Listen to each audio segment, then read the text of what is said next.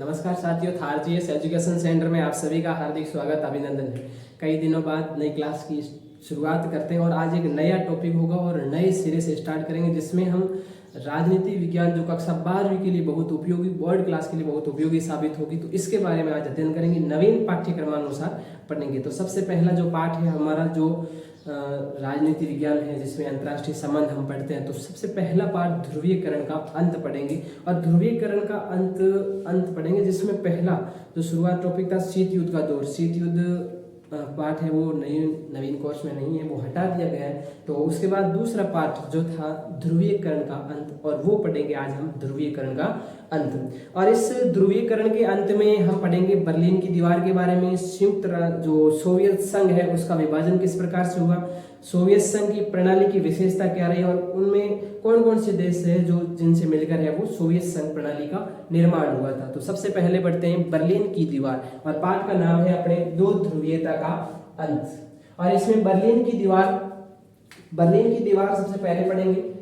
Berlin की दीवार का निर्माण किसके द्वारा किया गया? बर्लिन की दीवार का निर्माण है वो 1961 ईस्वी में पूर्वी और पश्चिमी खेमे के बीच विभाजन के प्रतीक के रूप में, और ये स्थित है वो जर्मनी, जो यूरोप का एक देश है जर्मनी, वहीं उनकी राजधानी मानी जाती है। और 1961 में शीत युद्ध के प्रतीक के रूप में इसका निर्माण किया गया था और इसको गिराया था 9 नवंबर 1979 ईस्वी में। और ये 150 किलोमीटर लंबी थी और 28 वर्षों तक एक जगह खड़ी रही थी। तो बर्लिन की दीवार के बारे में आपको ध्यान रखना है, किसके द्वारा निर्माण किया गया, कब निर्माण किया गया, ये बर्लिन की दीवार है कहाँ पर, और इसकी जो लंबाई है, लेंथ है, वो कितनी है और कितने वर्षों तक ये खड़ी रही थी। तो बर्लिन की दीवार है वो पूर्वी व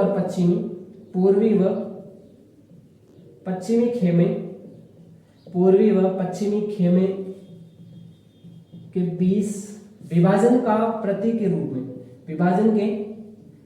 के रूप में इसका निर्माण किया गया। और ये बर्लिन की दीवार है वो जर्मनी, यानी यूरोप का एक देश है जर्मनी, जिसकी राजधानी मानी जाती है, जर्मनी की है वो राजधानी है। और इसका निर्माण 1961 ईस्वी में शीत युद्ध के प्रतीक के रूप में इसका निर्माण किया गया था। शीत युद्ध के प्रतीक के रूप में बर्लिन की दीवार का निर्माण किया गया था। और 9 नवंबर 1979 ईस्वी में जर्मनी की जनता के द्वारा ही इसको गिरा दिया गया था। और ये प्रतीक इसका नाम शीत युद्ध के रूप में या शीत युद्ध के प्रतीक के रूप में, और ये विभाजन का प्रतीक क्या, पूर्वी और पश्चिमी खेमे के बीच विभाजन के प्रतीक के रूप में थी। और इसको गिराया था वो 9 नवंबर 1979 ईस्वी में। डेट याद रखना है, क्योंकि छोटे प्रश्नों में जो आते हैं वो यहीं से पूछ सकते हैं। और इसकी जो लेंथ है वो 150 किलोमीटर लंबी थी। कितनी लंबी? 150 किलोमीटर। और ये कितने वर्षों तक खड़ी रही थी? 28 वर्षों तक खड़ी रही थी। तो 1961 में बनी, 1979 ईस्वी में ये बर्लिन की दीवार होगी। बर्लिन की दीवार के बारे में इतना आपको ध्यान रखना है, पूर्वी व पश्चिमी खेमे के बीच विभाजन के प्रतीक के रूप में इसका निर्माण किया गया था, या ये विभाजन का प्रतीक थी। और ये है कहाँ पर? यूरोप का एक देश है जर्मनी, वहां पर स्थित है, जिसकी राजधानी जर्मनी की राजधानी मानी जाती है। 1961 में शीत युद्ध के प्रतीक के रूप में इसका निर्माण हुआ और 9 नवंबर 1979 ईस्वी में इसको गिरा दिया गया। 150 किलोमीटर लेंथ थी, लंबाई थी, और 28 वर्षों तक खड़ी रही। ये हो गया बर्लिन की दीवार के बारे में। और उसके बाद में सोवियत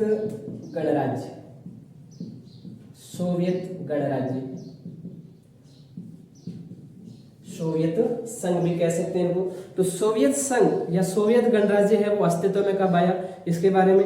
और ये कितने देशों से मिलकर बना था? तो 15 देशों से मिलकर बना था। और आज ही याद करेंगे 15 देश कौन कौन से थे जिनके द्वारा सोवियत गणराज्य या सोवियत संघ का निर्माण किया गया था।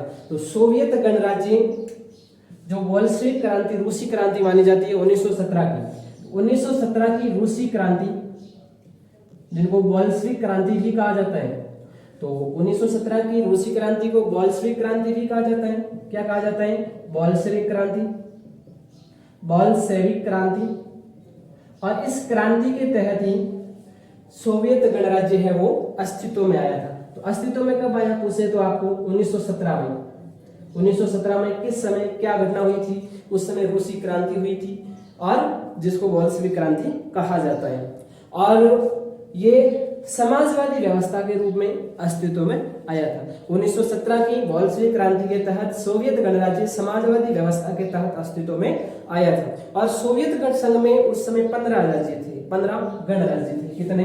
15 गणराज्य थे, और 15 छोटे छोटे टुकड़े थे, उन्हीं से मिलकर सोवियत संघ का निर्माण किया गया था। और 15 टुकड़े मिलकर क्या किसका निर्माण किया? यूएसएसआर का, यूएसएसआर का। और ये यूएसएसआर का जो विघटन है, विखंडन है वो मिखाइल गोराशेव की गलत आर्थिक नीतियों के कारण 1991 में हो गया था और वापस 15 टुकड़ों में बंट गया था।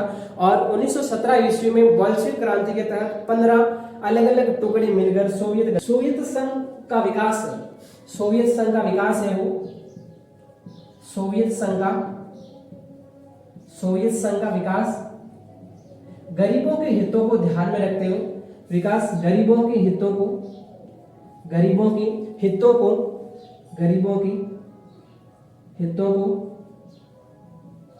ध्यान में रखते हुए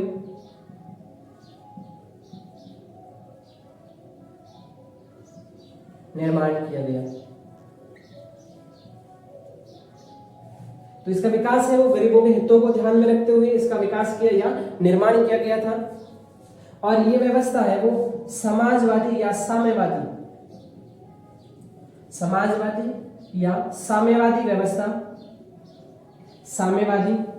व्यवस्था के तौर पर इसका विकास किया गया था, या इसे समाजवादी या साम्यवादी विचारधारा के अनुसार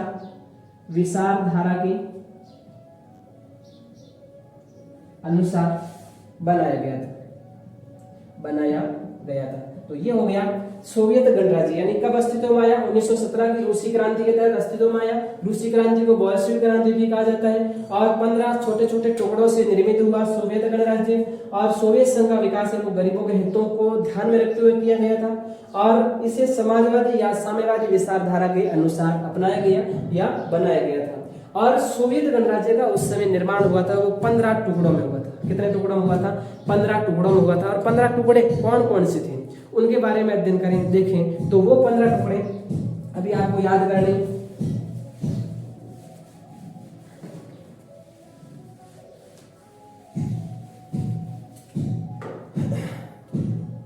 अब है सोवियत गणराज्य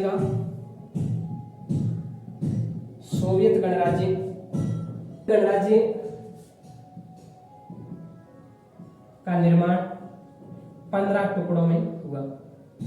जो 15 छोटे छोटे टुकड़े थे, 15 गणराज्य थे, उन्हीं गणराज्यों को एक करके सोवियत गणराज्य या सोवियत संघ का निर्माण किया गया था, जिसमें पहला आपको याद रखना रूस, यूक्रेन, सब याद रखना है आपको, रूस, यूक्रेन, बेलारूस, जॉर्जिया।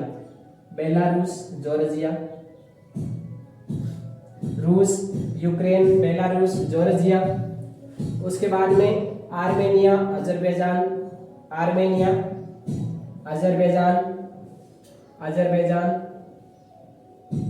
उसके बाद में कजाकिस्तान, मध्य एशिया के जो देश हैं, Kazakhstan, Tajikistan, Kyrgyzstan, Uzbekistan,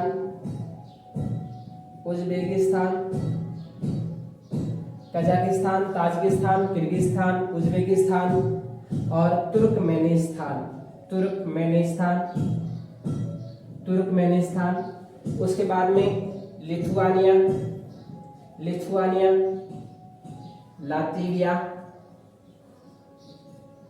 Latvia, Estonia और मोल्डोवा। इन 15 छोटे छोटे गणराज्यों से ही सोवियत गणराज्य का निर्माण किया गया था। तो आपको याद रखना है इसमें सबसे पहला रूस, यूक्रेन, बेलारूस, जॉर्जिया, रूस, यूक्रेन, बेलारूस और जॉर्जिया। उसके बाद मध्य एशिया के 5 देश जिसमें किर्गिस्तान, ताजिकिस्तान, उज्बेकिस्तान, तुर्कमेनिस्तान और कजाकिस्तान। उसके बाद में स्कैंडिनेवियन के देश माने जाते हैं जिसमें लिथुआनिया, लातविया, एस्टोनिया और मोल्डोवा। तो ये देश और 2 देश रह गए आर्मेनिया और अजरबैजान। तो कितने देश हो गए? 15 देशों से निर्मित हुआ था सोवियत गणराज्य। पहला रूस, Ukraine, Moldova, Belarus, Kyrgyzstan, Tajikistan, Uzbekistan, Tajikistan और तुर्कमेनिस्तान, आर्मेनिया, अजरबैजान और एस्टोनिया, लिथुआनिया, लातविया और मोल्डोवा। इन देशों से ही निर्मित हुआ था सोवियत गणराज्य। और सोवियत गणराज्य है वो 1917 ईस्वी में बोल्शेविक क्रांति के तहत अस्तित्व में आया और 1991 ईस्वी में मिखाइल गोर्बाचोव की गलत आर्थिक नीतियों के कारण ही सोवियत गणराज्य का विखंडन हुआ या विभाजन हुआ, 15 अलग अलग टुकड़ों में विभाजित हो गया था। तो इस प्रकार से आपको याद रखने हैं कितने भागों में विभाजित हुआ, उस समय राष्ट्रपति प्रधानमंत्री कौन था, ये आपको याद रखना है। 15 छोटे टुकड़े आपको याद रखने हैं जिसमें रूस, Ukraine, Belarus, Georgia, Kyrgyzstan, Tajikistan, Uzbekistan, Turkmenistan और कजाकिस्तान, और Armenia, Azerbaijan, Latvia, Lithuania, Estonia और मोल्डोवा ये देश माने जाते हैं जिनके द्वारा सोवियत गणराज्य का निर्माण किया गया था 1917 की बोल्शेविक क्रांति के तहत। उसके बाद हम पढ़ेंगे सोवियत संघ की जो प्रणाली है उसकी क्या विशेषता रही होगी। सोवियत गणराज्य की विशेषता, सोवियत गणराज्य की विशेषता हम पढ़ें।